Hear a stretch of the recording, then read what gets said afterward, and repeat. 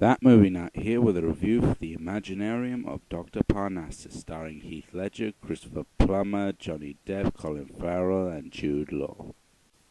The story follows a traveling theatre troupe led by the immortal Dr. Parnassus, whose gimmick is a special mirror that can take you into a world called the Imaginarium, where all of your dreams can come true. However, one night the group happened to stumble upon a mysterious man called Tony, and soon he begins to re-energize their business. Unfortunately, their good luck is quickly squandered when the devil comes and makes a new deal with Parnassus. They fail to gain 5 souls, then he will lose his daughter. Now, once again, the two important things to comment on, seeing as this is a Terry Gilliam film, are the comedy and the visuals. Now, the visuals, once again, are absolutely exquisite, and the surreal influence is evident. You got giant balloons with men's faces, you got worlds of slippers and crystals and pyramids and candy and giant ladders and hills and war zones. It's just a beautiful things to look at. There's just so many beautiful things to look at. But as for the comedy, it's not as dominant this time round. It's not, I don't think it's one of the funniest of the Gilliam films. It's certainly not Time Bandits for a fact. But there are points where it will delve into a bit of dark humor, and there were points where it'll give you a little bit of a chuckle. Now, with regards to the acting, of course, as we all know, this was Heath Ledger's last film, sadly. He actually does a pretty good job with it. I'm very much one of those people who sort of didn't discover the guy until after he died, but I will say, really does pull off some good work here, and of course, Colin Farrell, Jude Law, and Johnny Depp provide further incarnations of the character, and they also do decent jobs. The rest of the cast is good, nothing special, but Christopher Plummer and the guy who plays the devil provide the goods.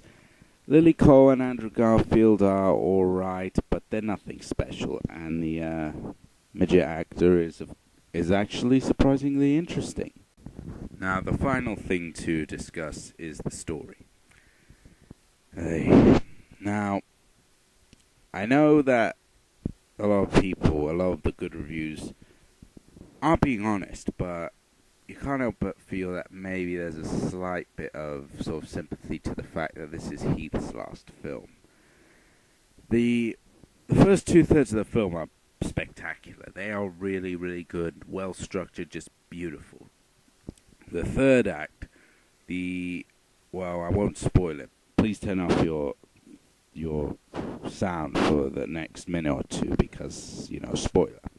But basically when Tony and Parnassus' daughter hitch off, at that point, that's when the movie starts to fall apart. It's at that point that really everything they've been building up, all these themes of immortality and life and just being happy with what you have, and all these great ideas that they were playing with up until this point, and the way that the trailer sold the story as sort of like a redemption story, and the fact that there were those themes of redemption and such in the story, everything up until that point just gets, well, everyone turns into pricks. I'm not joking. Everyone loses their likability. And, they spend so much time selling a possibility that perhaps Parnassus will find a way to redeem himself, and that Tony somehow is going to be this great sort of saintly messenger who sort of teaches him that, there's more to life than immortality. But that doesn't happen. Instead, we just get a very sudden change, which really wasn't needed, and you just can't help but feel that that wasn't perhaps what was originally intended. Because this was Heath's last role and he didn't get to finish it, you could feel that perhaps this isn't the ending they would have gone with. I don't think it was what Gilliam had originally planned. I think maybe he changed it because, with different actors he had the excuse to make a completely different ending, but I just think that it just kills a lot of the charm and beauty of the film. The film was perfect up until the last 40 minutes, and that's when it all started going downhill. The plot just becomes throwaway, and it just feels like they threw away a chance to do something really strong, unique, and really meaty with the characters.